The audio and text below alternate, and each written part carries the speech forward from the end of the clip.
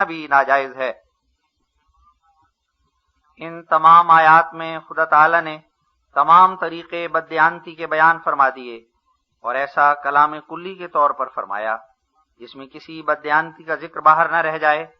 صرف یہ نہیں کہا کہ تو چوری نہ کر، تا ایک نادان یہ نہ سمجھ لے کہ چوری میرے لیے حرام ہے مگر دوسرے ناجائز طریقے سب حلال ہیں۔ اس کلمہ جامع کے ساتھ تمام ناجائز طریقوں کو حرام ٹھہرانا یہی حکمت بیانی ہے۔ غرض اگر کوئی اس بصیرت سے دیانت اور امانت کا خلق اپنے اندر نہیں رکھتا اور ایسے تمام پہلوؤں کی رعایت نہیں کرتا، وہ اگر دیانت و امانت کو بعض امور میں دکھلائے بھی تو یہ حرکت اس کی خلق دیانت میں داخل نہیں سمجھی جائے گی، بلکہ ایک طبی حالت ہوگی جو عقلی تمیز اور بصیرت سے خالی ہے۔ تیسری قسم ترک شر کی اخلاق میں سے وہ قسم ہے کہ جس کو عربی میں ہدنہ اور ہون کہتے ہیں، یعنی دوسرے کو ظلم کی راہ سے بدنی آزار نہ پہنچانا اور بے شر انسان ہونا اور سلوکاری کے ساتھ زندگی بسر کرنا۔ پس بلا شبہ سلوکاری اعلیٰ درجے کا ایک خلق ہے اور انسانیت کے لیے از بس ضروری، اور اس خلق کے مناسب حال طبی قوت جو بچے میں ہوتی ہے، جس کی تعدیل سے یہ خلق بنتا ہے، الفت یعنی خو گرفتگی ہے۔ یہ تو ظاہر ہے کہ انسان صرف طبی حالت میں، یعنی اس حالت میں کہ جب انسان عقل سے بے بہرا ہو، سلوک کے مضمون کو سمجھ نہیں سکتا اور نہ جنگ جوئی کے مضمون کو سمجھ سکتا ہے، بس اس وقت جو ایک عادت موافقت کی اس میں پائی جاتی ہے وہی سلوکاری کی عادت کی ایک جڑ ہے، لیکن چونکہ وہ عقل اور تدبر اور خاص ارادے سے اختیار نہیں کی جاتی، اس لیے خلق میں داخل نہیں، بلکہ خلق میں تب داخل ہوگی کہ جب انسان بالارادہ اپنے تئیں بے شر بنا کر سلوکاری کے خلق کو اپنے محل پر استعمال کرے اور بے محل استعمال کرنے سے مجتنب رہے۔ اس میں اللہ جل شانہ یہ تعلیم فرماتا ہے،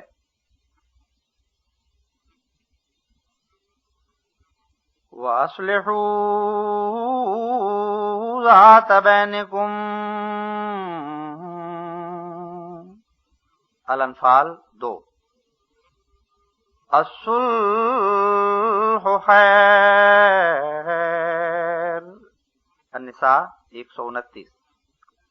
وَإِن جَنَحُوا لِلسَّلْمِ فَاجْنَحْ لَهَا۔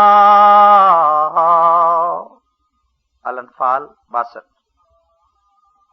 وَعِبَادُ الرَّحْمَنِ الَّذِينَ يَمْشُونَ عَلَى الْأَرْضِ هَوْنًا۔ الفرقان 64۔ اِذَا مَرُّوا بِاللَّغْوِ مَرُّوا كِرَامًا۔ الفرقان 73۔ ادفع بالتی ہے احسن فَإِذَا الَّذِي بَيْنَكَ وَبَيْنَهُ عَدَاوَةٌ كَأَنَّهُ وَلِيٌّ حَمِيمٌ۔ حامیم السجدہ 35۔ یعنی آپس میں صلحکاری اختیار کرو، صلح میں خیر ہے۔ جب وہ صلح کی طرف جھکیں تو تم بھی جھک جاؤ۔ خدا کے نیک بندے صلحکاری کے ساتھ زمین پر چلتے ہیں، اور اگر کوئی لغو بات کسی سے سنے جو جنگ کا مقدمہ اور لڑائی کی ایک تمہید ہو تو بزرگانہ طور پر طرح دے کر چلے جاتے ہیں اور ادنا ادنا بات پر لڑنا شروع نہیں کر دیتے، یعنی جب کوئی زیادہ تکلیف نہ پہنچے اس وقت تک ہنگامہ پردازی کو اچھا نہیں سمجھتے۔ اور سلوکاری کے محل شناسی کا یہی اصول ہے کہ ادنا ادنا باتوں کو خیال میں نہ لاویں اور معاف فرماویں۔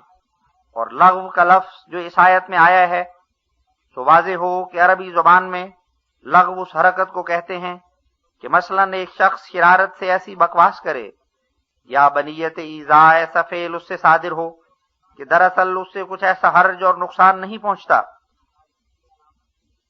سلوکاری کی یہ علامت ہے کہ ایسی بےہودہ ایذا سے چشم پوشی فرماویں اور بزرگانہ سیرت عمل میں لاویں لیکن اگر ایذا صرف لغو کی مد میں داخل نہ ہو بلکہ اس سے واقعی طور پر جان یا مال یا عزت کو ضرر پہنچے تو سلوکاری کے خلق کو اس سے کچھ تعلق نہیں، بلکہ اگر ایسے گناہ کو بخشا جائے تو اس خلق کا نام عفو ہے، جس کا انشاءاللہ تعالی اس کے بعد بیان ہوگا۔ اور پھر فرمایا کہ جو شخص شرارت سے کچھ یاوہ گوئی کرے تو تم نیک طریق سے سلوکاری کا اس کو جواب دو، تب اس خصلت سے دشمن بھی دوست ہو جائے گا۔ اگر سلوکاری کے طریق سے چشم پوشی کا محل صرف اس درجے کی بدی ہے جس سے کوئی واقعی نقصان نہ پہنچا ہو، صرف دشمن کی بےہودہ گوئی ہو۔ چوتھی قسم ترک شر کی اخلاق میں سے رفق اور قول حسن ہے، اور یہ خلق جس حالت طبی سے پیدا ہوتا ہے اس کا نام طلاقت یعنی کشادہ روئی ہے۔ بچہ جب تک کلام کرنے پر قادر نہیں ہوتا بجائے رفق اور قول حسن کے طلاقت دکھلاتا ہے۔ یہی دلیل اس بات پر ہے کہ رفق کی جڑ جہاں سے یہ شاخ پیدا ہوتی ہے طلاقت ہے۔ طلاقت ایک قوت ہے اور رفق ایک خلق ہے جو اس قوت کو محل پر استعمال کرنے سے پیدا ہو جاتا ہے۔ اس میں خدا تعالیٰ کی تعلیم یہ ہے وَقُولُوا لِلنَّاسِ حُسْنًا، البقرہ 84۔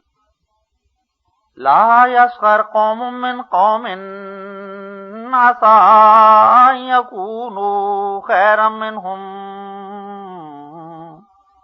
ولا نساء من نساء عسى أن يكن خيرا منهن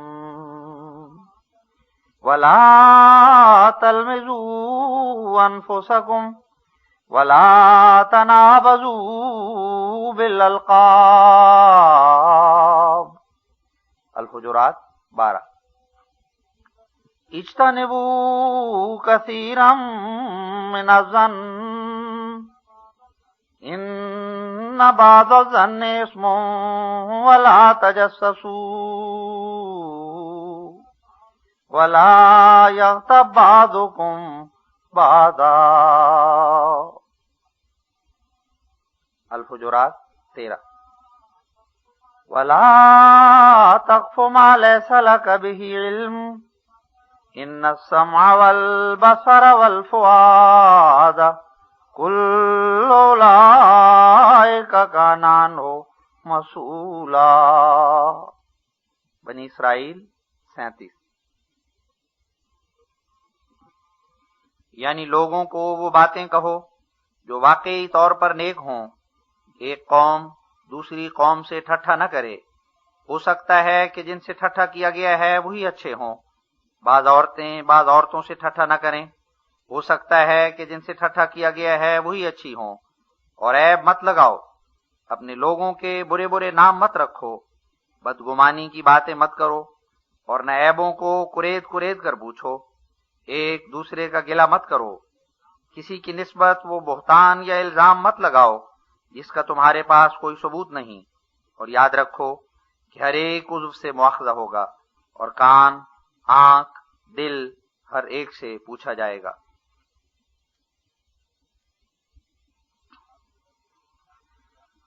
اب ترک شر کے اقسام ختم ہو چکے، اور اب ہم ایصال خیر کے اقسام بیان کرتے ہیں۔ دوسری قسم ان اخلاق کی جو ایصال خیر سے تعلق رکھتے ہیں۔ پہلا خلق ان میں سے عفو ہے، یعنی کسی کے گناہ کو بخش دینا۔ اس میں ایصال خیر یہ ہے کہ جو گناہ کرتا ہے وہ ایک ضرر پہنچاتا ہے اور اس لائق ہوتا ہے